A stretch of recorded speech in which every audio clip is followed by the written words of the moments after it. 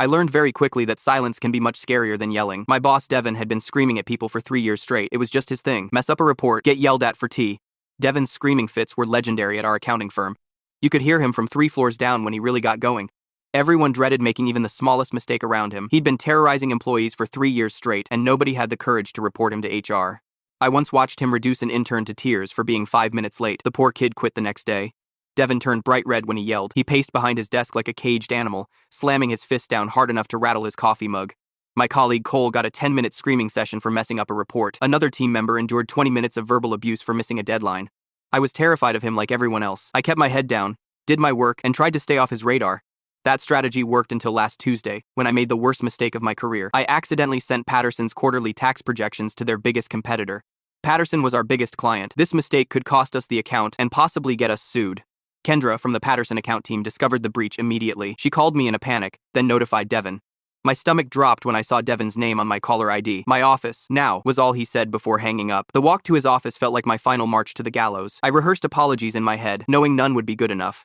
I expected the worst screaming session of all time. Everyone in the office gave me sympathetic looks as I passed.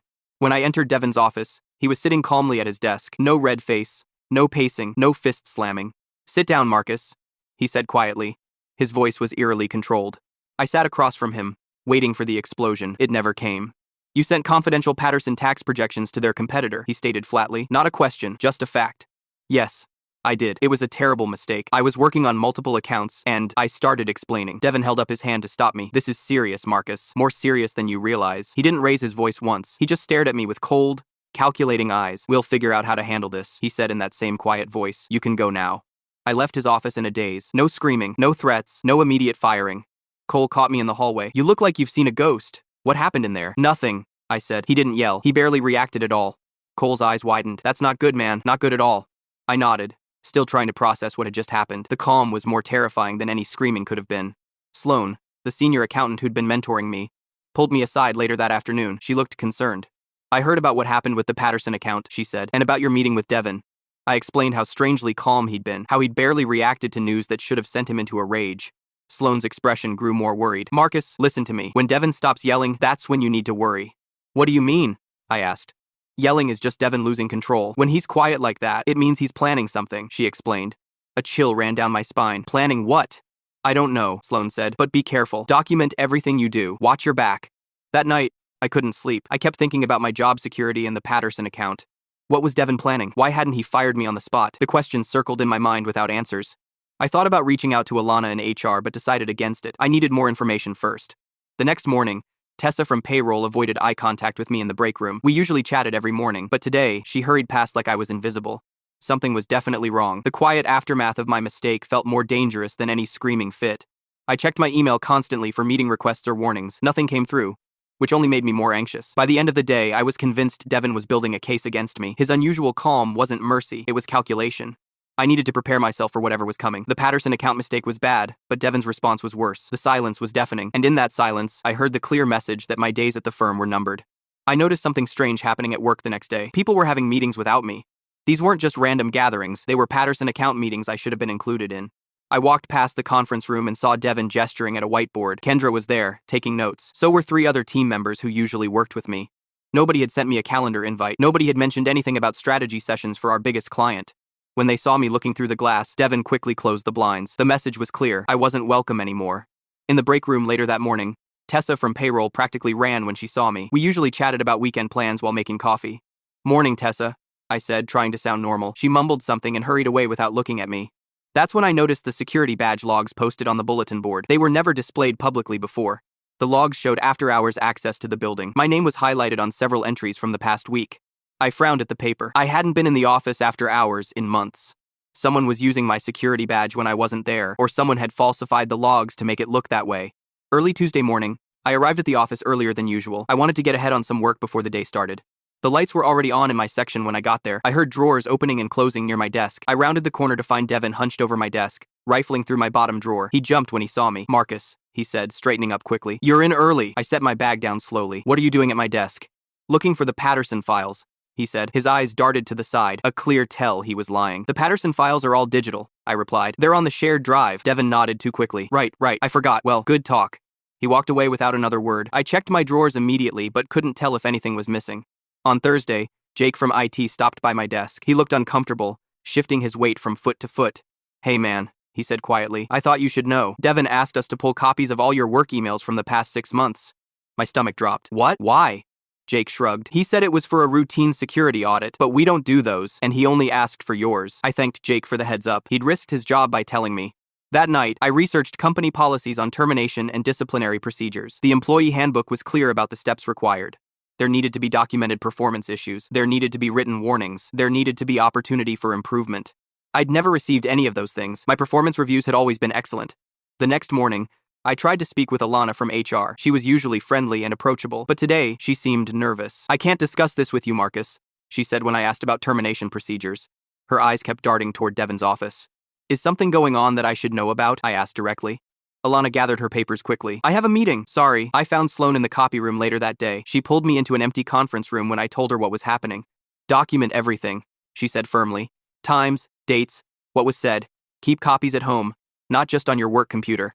"Do you think Devin is building a case to fire me?" I asked. Sloan's expression was grim. "I think it might be worse than that. Just be careful." I went to lunch around noon, making sure to lock my computer before leaving.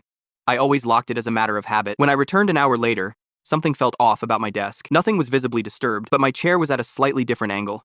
I checked my computer and found the activity log. Someone had accessed my files while I was gone, using my own login credentials. That was impossible unless someone had my password. I changed it immediately and wrote down what had happened. The next day, I noticed security cameras in the office that I'd never seen before. They were small, discreet, and pointed directly at my desk. I started keeping a detailed journal of everything unusual, the meetings I wasn't invited to, the conversations that stopped when I entered a room. On Friday morning, I received a calendar invitation from Devin. It was scheduled for that afternoon at 3. The subject line simply read, "Performance Discussion." Zaria from Legal was also invited. My heart raced as I stared at the screen. Legal wasn't involved in regular performance reviews. I printed out all my documentation and made copies. I stored one set in my personal email and gave another to Sloan for safekeeping. "Whatever happens in there," she said, "don't sign anything without reading it carefully. Don't admit to anything you didn't do." The hours until the meeting crawled by. I could barely focus on my work. At 2:55, I walked to Devin's office with a knot in my stomach. This wasn't about the Patterson mistake anymore. It was about something much worse. Devin had been planning this since the moment I'd walked into his office, and he hadn't screamed. The silence hadn't been mercy. It had been calculation. I received a calendar invitation from Devin on Friday morning. The meeting was scheduled for 3 p.m. that same day. The subject line simply read, "Performance Discussion." Zaria, from Legal, was also invited. My heart raced as I stared at my computer screen. Legal was never involved in regular performance reviews. I spent the morning organizing my documentation. I'd been keeping detailed notes since the day Devin had responded so calmly to my Patterson mistake. At lunch, I found Sloan in the break room and showed her the meeting invitation. Her expression darkened immediately. "This isn't good, Marcus," she said quietly. "Having Legal there means they're building something serious against you." I explained everything I'd gathered so far. The strange meetings I wasn't invited to, Devin searching my desk, Jake's warning about my emails. "What should I prepare for?" I asked. "Am I getting fired?" Sloan thought for a moment. "Possibly, but this feels bigger than a simple termination." She advised me to record the meeting if possible, to take detailed notes, to not sign anything without reading it thoroughly. "And don't admit to anything beyond the Patterson email error," she warned. "That was a mistake, not misconduct."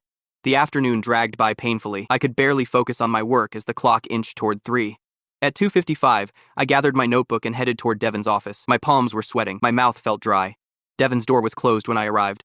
I knocked twice and heard his voice telling me to enter. The office looked different than the last time I'd been there. The blinds were drawn. The lights seemed dimmer. Devin sat behind his desk with Zaria beside him. They both had serious expressions, and neither stood to greet me. "Marcus, have a seat," Devin said, gesturing to the chair across from him. His voice was still unnervingly calm. On his desk sat a thick manila folder with my name written on the tab in Devin's handwriting. It was at least 2 inches thick. "Do you know why we're meeting today?" Devin asked, placing his hand on top of the folder. I cleared my throat. "I assume it's about the Patterson email incident from last week." Devin exchanged a glance with Zaria. "That's part of it, but there's much more we need to discuss." He opened the folder and turned it around so I could see its contents. The first page was a performance review I'd never seen before. "Over the past year, we've documented a pattern of concerning behavior," Devin said, flipping through pages of what appeared to be performance issues. I leaned forward in shock. "I've never received any of these reviews." "These aren't real," Zaria spoke for the first time. "We have copies signed by your supervisor indicating these were discussed with you." I stared at the signatures at the bottom of each page. They looked like Devin's, but I'd never seen these documents before today. "This is the first time I'm seeing any of this," I said firmly. "My annual review 6 months ago was excellent." Devin smiled thinly. "We have evidence suggesting otherwise." He flipped to another section of the folder. This one contained printouts of emails I'd supposedly sent. The emails discussed confidential client information being shared with outside parties. My name was in the signature line. I never wrote these, I said, my voice rising slightly. These are fabricated. Devin's expression remained calm. Our IT department recovered these from the server. They came from your account. Jake's warning suddenly made perfect sense. Devin had been building a paper trail. Let's discuss the Patterson breach, Zarya said, pulling out another document. We believe it wasn't accidental. My blood ran cold. What are you suggesting? Devin leaned forward. We have evidence you've been selling confidential client information to competitors for months. The accusation hung in the air between us. I felt like I couldn't breathe. That's absolutely false. I finally managed. I made one mistake with one email. It was an accident. Zarya pushed a document across the desk toward me. It was labeled, Confidentiality Breach Settlement. We're prepared to handle this quietly, she said. Sign this agreement and we won't pursue criminal charges. I didn't touch the paper. Criminal charges for what? I haven't done anything wrong. Devin's calm facade cracked slightly. We have months of evidence suggesting corporate espionage, Marcus. That's when it hit me. Devin wasn't trying to fire me. He was framing me. He needed a scapegoat for something bigger. The Patterson breach had given him the perfect opportunity. I'd like time to review these allegations, I said, trying to keep my voice steady. And I'd like my own legal representation present. Zarya frowned. That won't be necessary if you cooperate now. This can all go away quietly. I stood up from my chair. I'm not signing anything today. I want copies of everything in that folder. Devin's face hardened. That won't be possible. These documents contain confidential information. Information you're accusing me of leaking, I countered. I need to see what I'm being accused of. Zarya and Devin exchanged another look. She nodded slightly. We can provide redacted copies by Monday, she said, but our offer to settle quietly expires today. I gathered my notebook. Then it expires. I won't sign something admitting to actions I never took.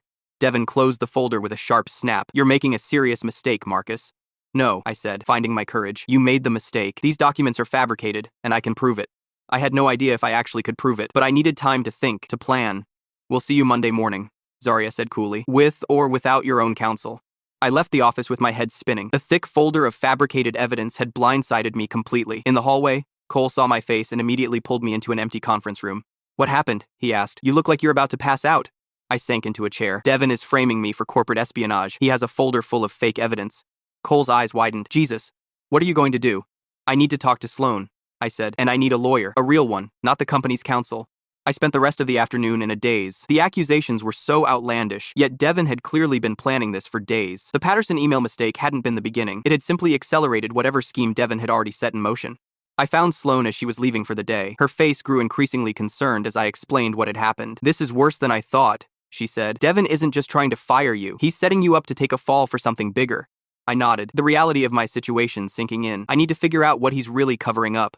And you need to do it fast, Sloan added, before Monday morning. I left work that evening with a single thought repeating in my mind. Devin had made a mistake in giving me the weekend. He thought he'd frighten me into submission. Instead, he'd given me time to build my defense. I wasn't going down for something I didn't do, and if Devin wanted a fight, he was about to get one. I met Kendra in the parking garage early Saturday morning. She looked nervous as she handed me a thick envelope. These are copies of the original Patterson emails, she whispered. The timestamps don't match what Devin showed legal. I thanked her for risking her job. She nodded once and hurried back to her car. The documents proved something incredible. The Patterson breach had actually occurred from Devin's computer, not mine. I called Sloan immediately. We agreed to meet at a coffee shop downtown, away from any potential workplace surveillance. This isn't the first time Devin has done this, Sloan said after examining Kendra's documents. He's been setting up scapegoats for years. She pulled out her own folder. Inside were testimonials from 3 former employees who'd been fired under suspicious circumstances. Each time Devin made a serious mistake, he found someone else to blame, Sloan explained. He builds elaborate cases against them. I flipped through the pages in disbelief. Why hasn't anyone stopped him? Fear, documentation, his position, Sloan said, but this time he got sloppy. He never expected you to fight back. We spent the rest of the weekend gathering evidence. I contacted Jake from IT, who agreed to meet me Sunday afternoon. Jake brought server logs showing when files had been accessed. The timestamps matched perfectly with Devin's badge entry records. He's been using your login credentials after hours, Jake confirmed. That's why those security logs were suddenly posted. Jake also provided copies of the falsified emails Devin had created. They all traced back to a single IP address, Devin's home computer. By Sunday night, I had assembled an ironclad case. Devin hadn't just framed me. He'd committed multiple felonies doing it. I arrived at work early Monday morning. I went straight to Alana's office in HR with my evidence folder. I need to speak with you and the board immediately, I told her. It's about Devin and corporate fraud. Alana's eyes widened as I laid out the evidence. She made 3 phone calls in rapid succession. Within an hour, the company's entire executive team had assembled in the main conference room. I presented everything I discovered. The board members exchanged grim looks as I showed them the server logs, the falsified documents, and the testimonials from former employees. The Patterson breach was Devin's mistake, I explained. He accidentally sent the email, then built this elaborate frame-up to protect himself. The CEO, a woman I'd only seen at holiday parties, spoke first. Where is Devin now? Where is Devin? Where is Devin now? In his office, Alana replied. Should I bring him in? The CEO shook her head. Not yet. I want security to secure his computer first. 2 security officers were dispatched immediately. The rest of us waited in tense silence. 20 minutes later, Devin was escorted into the conference room. His face went pale when he saw me sitting with the executive team. What's going on here? He demanded, his voice rising to the familiar yelling pitch we all knew. The CEO remained calm. We're placing you on administrative leave, Devin, pending investigation into serious allegations. Devin's face turned the familiar bright red I'd seen so many times before. This is ridiculous! Whatever Marcus told you is a lie! The server logs don't lie, the CEO replied. Neither do the email timestamps or the badge access records. Devin collapsed into a chair. For once, he had nothing to say. Zarya, who had been taking notes throughout the meeting, finally spoke up. I was misled about the case against Marcus. She looked at me directly. I apologize. I was presented with what appeared to be solid evidence of misconduct. The CEO stood and addressed the room. Devin will be escorted from the building. His access is revoked, effective immediately. I sat in stunned silence as Devin was led away by security. His final glare in my direction contained all the rage he'd normally have screamed. Later that afternoon, I received a call from Patterson himself. He wanted to meet about the breach. I expected to be apologizing for the company's mistake. Instead, he thanked me for uncovering the truth. Honesty matters more than perfection, Patterson said. We're keeping our business with your firm because of your integrity. The next week moved at lightning speed. Devin's office was emptied. His files were reviewed by a forensic accounting team. They discovered he'd been covering up mistakes for years. The Patterson breach was just the latest in a long pattern. By Friday, I received a call from the CEO asking me to come to her office. I was certain I was about to be thanked and dismissed. Instead, she offered me Devin's position. We need someone with integrity to rebuild that department, she explained. I accepted on one condition, that the company culture would change. No more screaming, no more public humiliation. The CEO agreed immediately. That toxic environment should have been addressed years ago, she admitted. My first act as department head was to call a team meeting. Everyone looked nervous as they filed in, expecting another Devin. Things are going to be different now, I told them. Mistakes will happen. We'll fix them together, not hide them. The relief in the room was palpable. Tessa from payroll actually cried. Cole gave me a thumbs up from the back row. Sloane smiled proudly from her seat. Told you his silence was more dangerous than his yelling, she whispered as the meeting ended. She was right. Devin's calculated silence had nearly destroyed my career. His yelling had been the mask that hid his true nature. The firm hired a workplace culture consultant. We implemented new feedback systems that encouraged honesty without fear. 6 months later, our department's performance had improved dramatically. People weren't afraid to admit mistakes early, before they became disasters. The Patterson account grew to become 30% of our business. Kendra was promoted to lead their service team. Jake received a commendation for his ethical handling of the IT evidence. Alana implemented new HR protocols to prevent future abuses. As for me, I kept Devin's office but removed the door. I wanted everyone to know they could approach me anytime.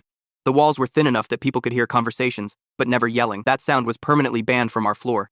Sometimes silence is dangerous, but the right kind of quiet, the kind built on trust rather than fear, can transform an entire workplace. Devin's screaming had terrorized us for years. His silence had nearly framed me for crimes I didn't commit. But in the end, it was the quiet courage of people like Kendra, Jake, and Sloane that revealed the truth and changed everything.